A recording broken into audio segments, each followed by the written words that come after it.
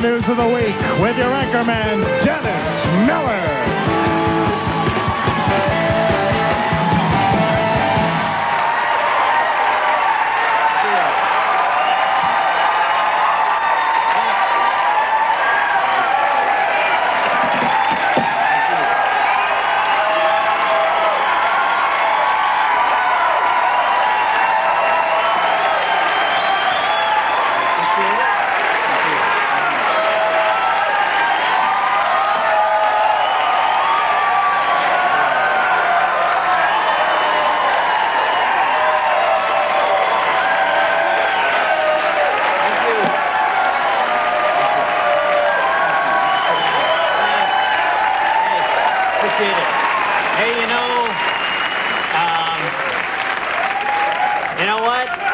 I want to thank you first off, and there's this woman who comes to every show. I don't even know your name, but I always see you're always sweet, and I got you these flowers because I wanted you to... There you go. What's your name?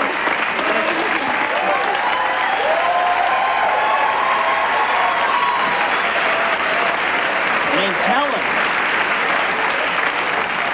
Her name's Helen. Helen!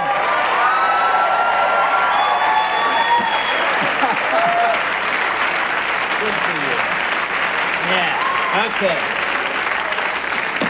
Now listen, I want to get this out of the way up front. I want to thank all the crew and the staff here. They're all very nice people. I had a great time working with you. And I want to say that our 1-900 line, we've had 80,000 calls in the last 2 days protesting.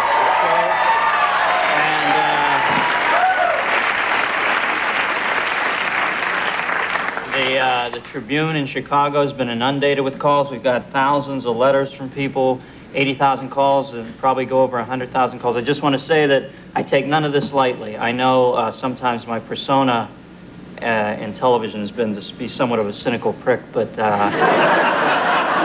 I'm genuinely touched by what you've done for me. I won't forget it.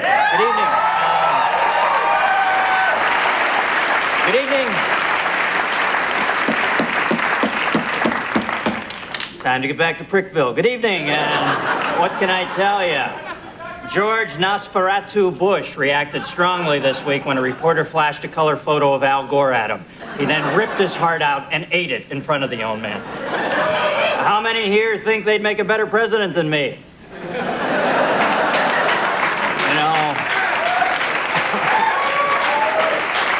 Things are getting worse and worse for George Bush. It seems like every rally he attends lately, the crowd starts going, na, na, na, na, na, na, na, na. Goodbye. Ted Kennedy gave a pat on the back to a member of the Boston Youth Cleanup Corps this week. The youth spend most of their time gathering empty beer cans on the Kennedy estate.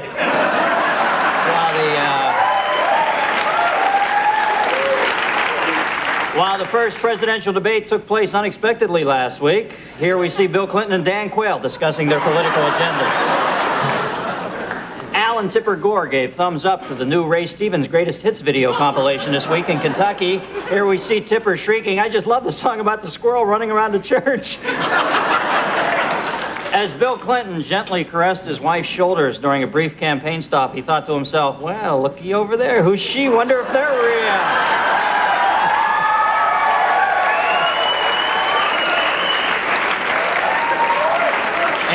Sore loser Ross Perot had the Statue of Liberty strafed this week. Militants in Nicaragua laugh it up during a protest when one of them puts on a gas mask and yells, "Look at me, I'm a bug, buzz."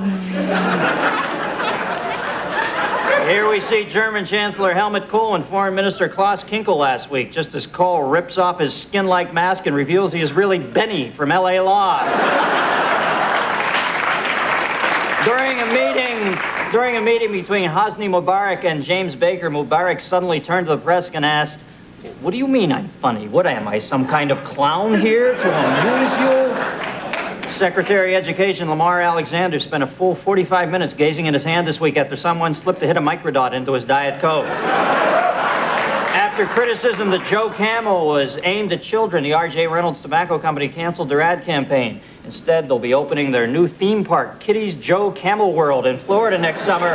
Rides include It's a Small World Inside an Oxygen Tent and Tumors of the Caribbean. Elizabeth Taylor held reporters at bay this week as she held a piece of paper containing the name of her next lucky husband. Bonnie Brightbell takes a young ocelot to the watering hole at Florida's Zoological Park. Bonnie's little friend will be full grown by next year, and a trip to the water hole will end in death.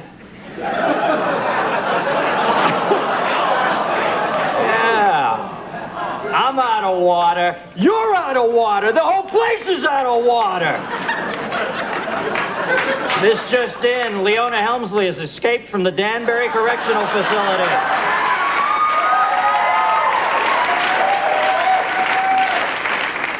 Here we see 10-year-old inventor Clint Lenz as he displays his glow in the dark toilet seat. Lenz invented the seat after his father mistook him for a commode early one morning after a chili fest. And finally, Dr. Kevorkian smiles broadly this week after being acquitted of murder charges. Kevorkian has no immediate plans, though in the future he said, I would like to kill some more people if that would be okay. Guess what, folks? That's the news, and I am out of it.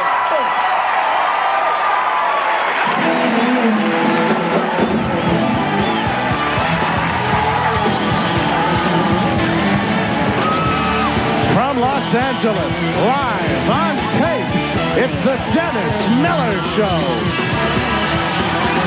Tonight, Tom Selleck, Gloria Steinem, musical guest, the Allman Brothers Band.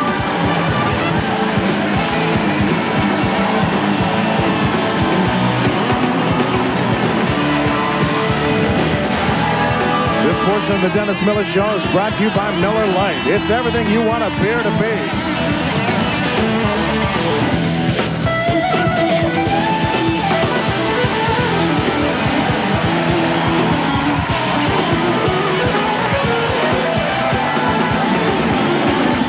Welcome back. You know, tonight's show is our last show, and the last time I'm going to ask you to call one of our 900 numbers. Once again, got 80,000 calls so far. Let's push it over 100,000, make these people sweat. Plus, all the money from the net profits from the calls go to the Pediatric AIDS Foundation. I think we've made them a lot of money so far. So, if you... Now, the people at Sprint told me that these lines will be open into the beginning of next week, so you can call anytime you want. If you think the show should stay on the air, 1-900-468-2210. And if you don't think the show should have been canceled, 1-900-468-2211. And the lines, like I said, will be open all weekend in the beginning of next week. My good friend Nick McKay, I got a nice telegram here from a friend. I'd like to read it to you all. It says, Dear Dennis, they're crazy to cancel you. Only a guy like you could have made me what I am today. A fruit bat. Jinky the fruit bat. Just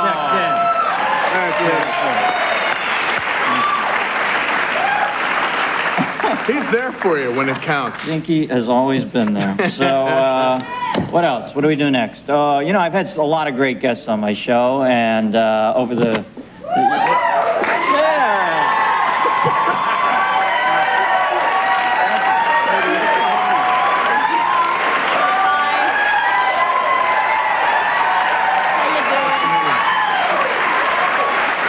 Sweet. Feel like Dean Martin's swing pad or something. Everybody's checking in. How are you? I guess that makes me a gold digger. Yes, it does, baby doll. For those of you at home.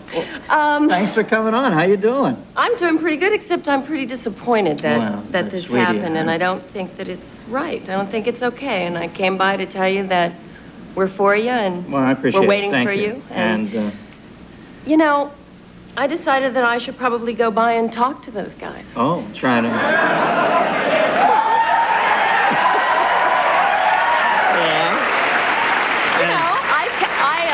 I've been known to be persuasive. Yeah. And, you know, they have ignored 80,000 phone calls of people saying they want you to stay on the air. What would you use? What... Well, Dennis...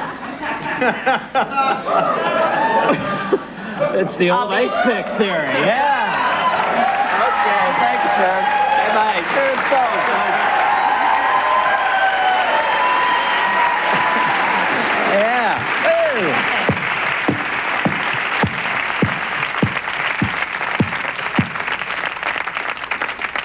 Something about a woman with an ice pick that gives me a rash right here, my upper chest. Somebody else we've had on the show over the few months come in to say goodbye is the diminutive one from Saturday Night Live, David Spade. Spudley?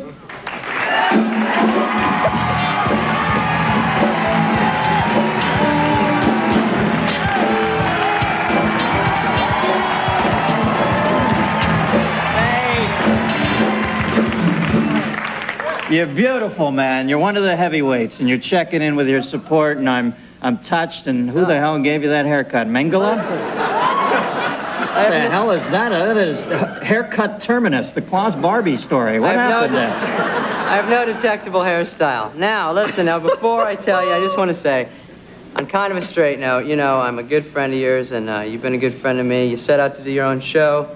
You did a nice job, and I respect you for it. And I'll be at the Chicago Improv, August 18, San Diego, 4 through 9, the MTV Video Awards. And What is this?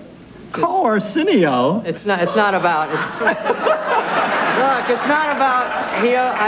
He owes me some money. It's something else. Okay. Thanks for coming on, Good to Spudley. see you. David Spade. You know, at first. Woo!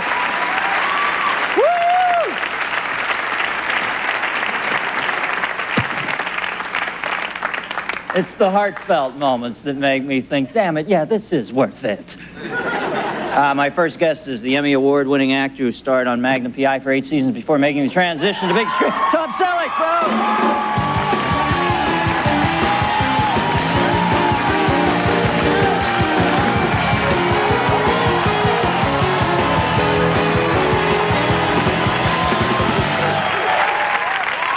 The big guy. Hey, now, did you and Sharon do a shower scene once? Yeah, actually, well, it isn't. I'd like to be able to say the last time I saw her was in the shower, but it was 2 times ago because I saw her in Cannes. Yeah, when she did an episode of Magnum P.I. years ago, and one of the scenes was we climbed in the shower together. Yeah. Yeah. Just to get... And those are women screaming. So, hey, now the baseball thing, this must be a big thrill for you because you've been a jock your whole life, right? So you went over and shot a baseball film in Japan? There's a lot of kid in me. I mean, most people I think in this country grow up with little fantasies about baseball, and I certainly had more than most. So if I had to do 2 fantasies as an actor, one would be a big Western, which I got to do a couple years ago, and the other would be to do a baseball movie, and it was getting close because pretty soon I got to play coach if it doesn't work out. So you're moving off the active list. Yeah. It was, but I play a ball player at the end of his career who doesn't think he's at the end of his career, but it was fun. It was mostly fun because I used research as an excuse to run around to a lot of major league clubs. Yeah, and hang out with the guys. Hang out with the guys and. Well, the camaraderie in that's the best thing, isn't it? Yeah, they really like me. They put atomic bomb heat rub in my jock strap, skin lube in my shoes, so I knew I belonged. Wow. You know? Well, you know, I put skin lube in my jock strap. But the thing I don't even do films, you know. It's real slippery stuff. Yeah, sure it is. That's why I prefer it. Now, it's normally for blisters. You know? Yeah, well, that's why I used it.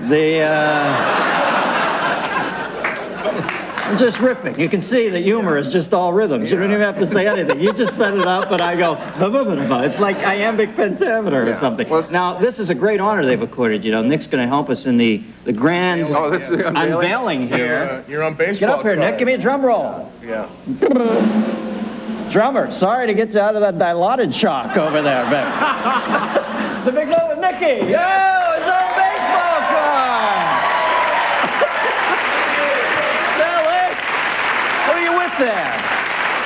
That's Frank Thomas. Oh, Frankie Thomas. Yeah, a guy who's a lot younger and a lot better than I am. Frank Thomas, first sacker for the White Sox. And he's playing, he plays a role in the movie, and he plays my nightmare as an aging ball player. The guy who's coming up nipping at your heels. We'll talk more about it. We got to take a break, and we'll be right back with Tom right after this, folks.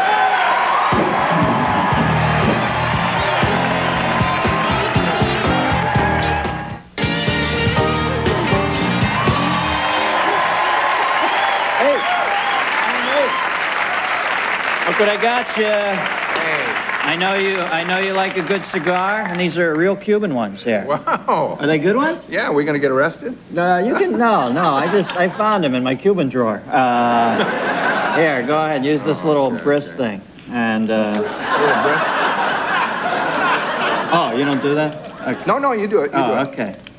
All right, let's play Anne anyway. Boleyn. Dana Delaney did this for me once, better than almost anybody I know. Wow, very sorry, cool. I dropped the tip. Can I light it for you? Yeah.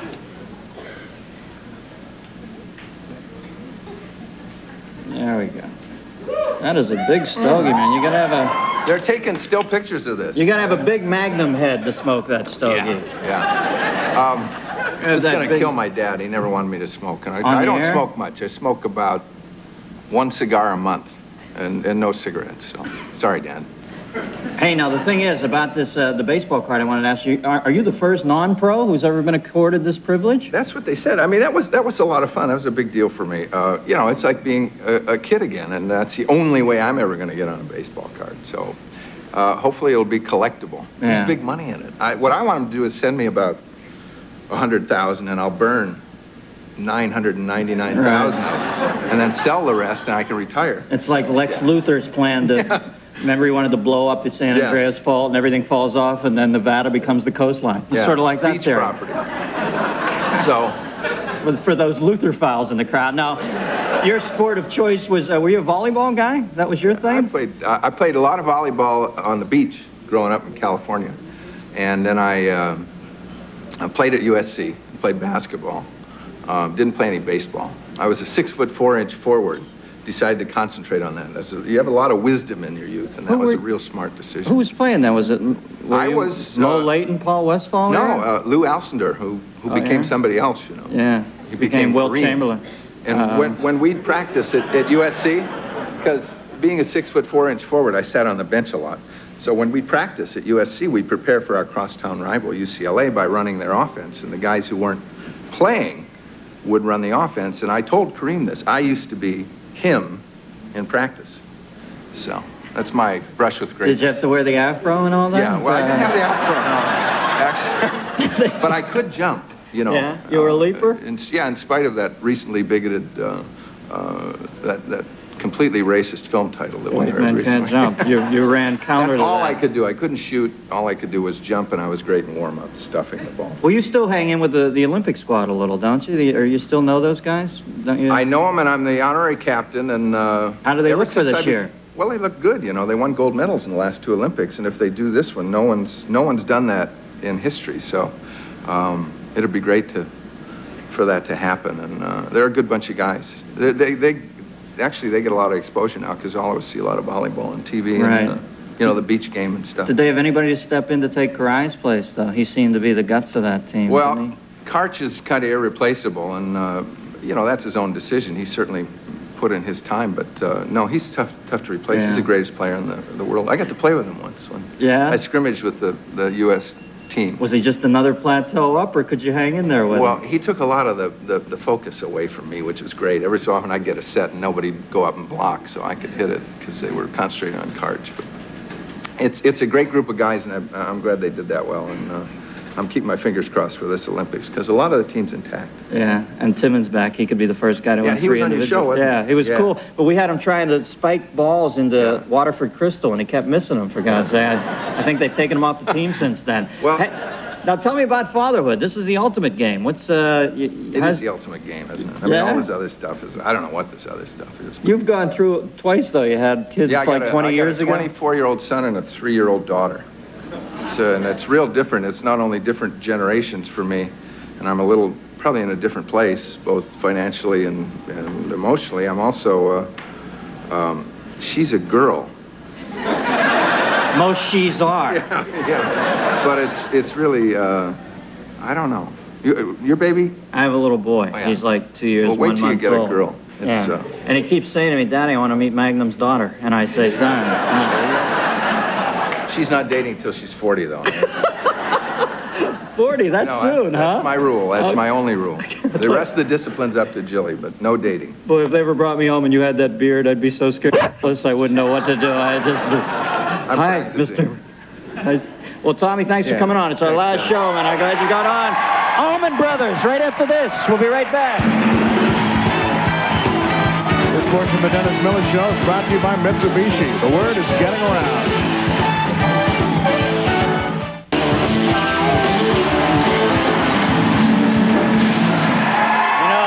Thank you. Welcome back.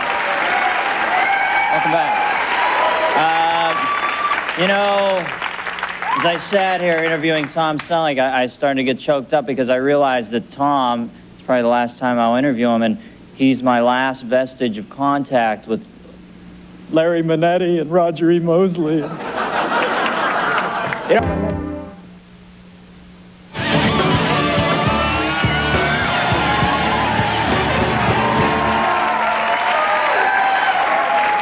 back. Welcome back. By the way, the Allman Brothers will be back later to sing us another song. We got an American classic. We've got our final voicemail message. Can we hear it, please? Hey, Dennis. Hey, how are you? This is Mike, calling from Detroit. Hey, I really like that Foods That Kill bit, but why didn't you use a real box of rice? I'm a big fan of yours. Okay, I'm out of here. Mike is referring to a comedy piece we did on the show called Foods That Kill, and I think we have some tape of that. Dave, can we roll that, please? Of 10-minute rice. Well, that doesn't sound too dangerous to me. With snake venom? And if the snake venom doesn't get you, the packaging will. Now, what the caller noticed was that we used 10-minute rice, which is a brand we made up. The truth is we wanted to use Uncle Ben's converted rice, and we asked Uncle Ben's for permission to use their product in the sketch. When we received this letter, it says, we do not grant permission to use the box of Uncle Ben's rice at any time in any way as part of the television series entitled The Dennis Miller Show. We strongly object and regret very much that you neglected to mention during our phone conversation the knife popping out of the box. Now, the people at Uncle Ben's didn't want us to use their product because they were afraid that people would really think that rice contains snake venom and that a knife pops out of the top of the box like it did in our bit. At the time, we here at the show thought that was pretty stupid, but now that we've had time to think about it, we realize that they were right, and we can only imagine what would have happened if.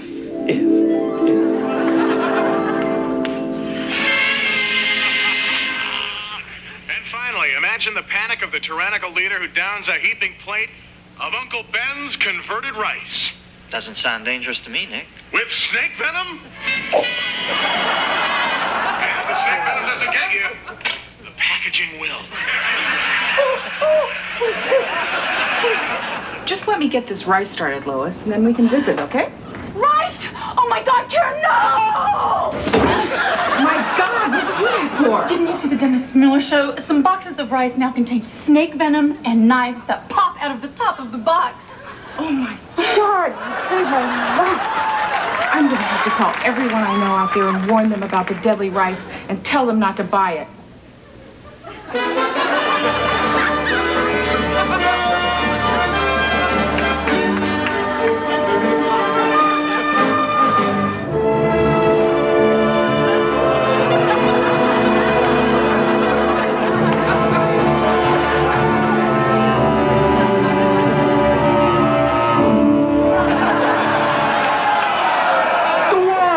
Is it total chaos?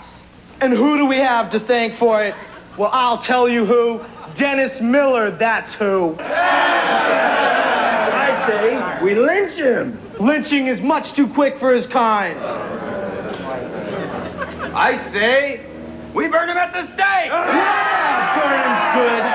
Who's with me?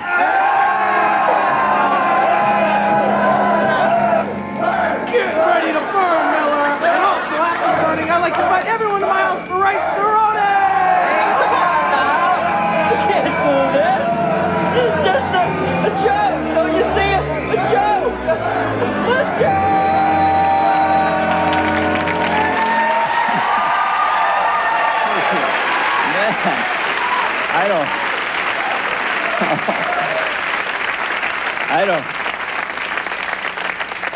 I don't think I ever need to see my tongue that closely again.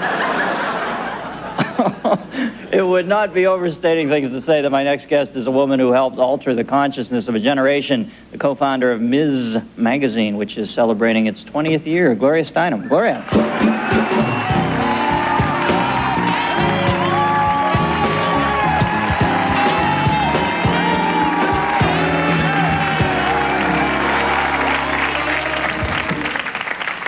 How are you, Gloria? Well, I feel right at home because feminism has been declared dead every Wednesday at tea time for 20 years, and they were wrong. So those guys don't know what they're talking about, and they don't know what about this show either, right? Well, thank you. That's nice of you. Where do you stand now? Where does the feminist movement stand? It seems to me that on the one hand, you have the young lion, Susan Faludi, who's been on here, was quite eloquent in her aspirations. And then you, sort of the standard bearer for many years. But it seems to me that in some way, some perverse way, women's worst enemy can be women. It seems like they've turned inward on themselves or something. No, not really. I mean, women don't have the power to be our own worst enemy, even if we wanted to be our own worst enemy. We aren't the ones who are in the Senate or doing the employment and so on. I just mean the fact that it's so fractionalized. I wish you... Oh, but it isn't fractionalized. I mean, I wish it were more fractionalized. Really? Because we're so conscious of this stereotype that women don't get along, that we're afraid to disagree with each other. And actually, there's pretty massive agreement on what the basic issues are, and there's support in all the public opinion polls, majority support for the issues. No, if we could just get rid of George Bush, everything would be fine. Well,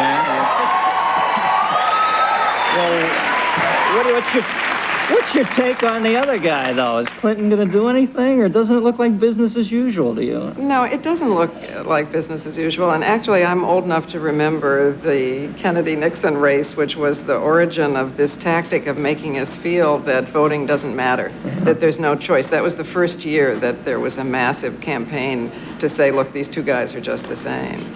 And that's a way of keeping us from voting. You know, the right wing tries to get its own vote out and to keep the rest of us from voting. But there is a huge difference between these two candidates. I mean, there are literally people who will be alive if Clinton is elected, who won't be alive if Bush is elected.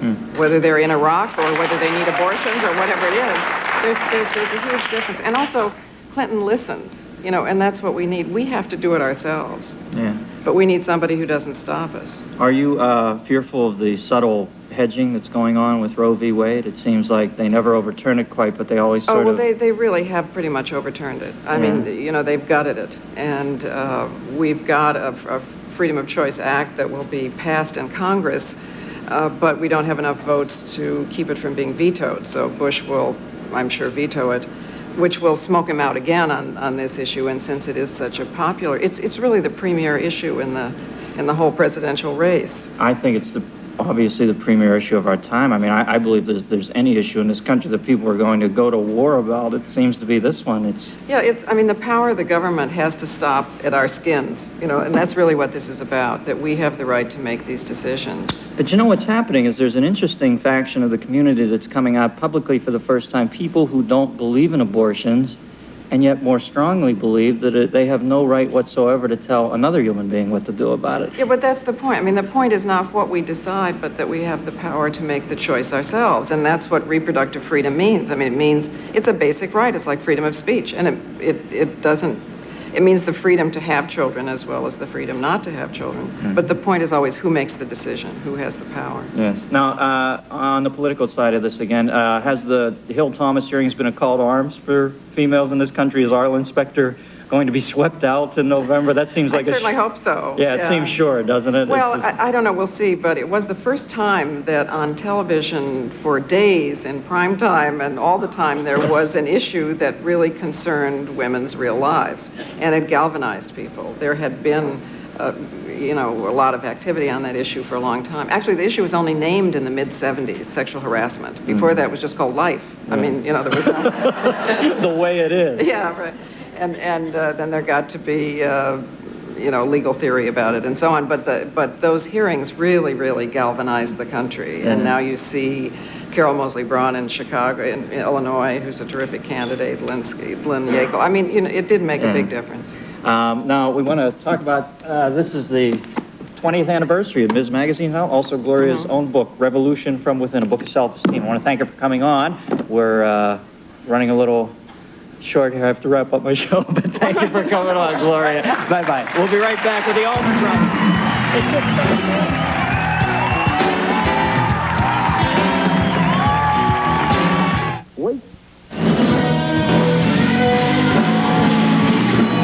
Welcome back. I'd like to thank my guests, Tom Selleck, Gloria Steinem, the Allman Brothers, Sharon Stone, and David Spade. I'd like to give those numbers again, 1-900-468-2210 or 1-900-468-2211 if you want to register your vote for the show. Like I said, all proceeds go to a good cause, the Pediatric AIDS Foundation. I'd like to thank all of you and all of you people at home. I promised you I'd be the last one off the embassy roof, and as you can see, it's starting to get weird around here, so I'm going to get out of here right now. Thank you very much, folks.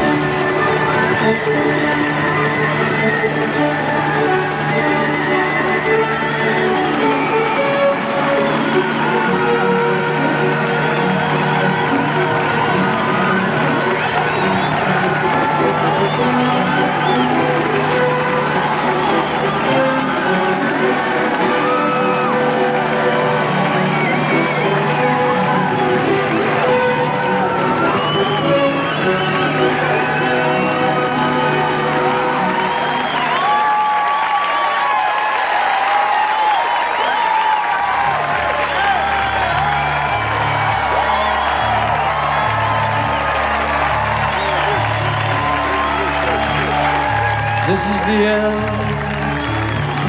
beautiful friend.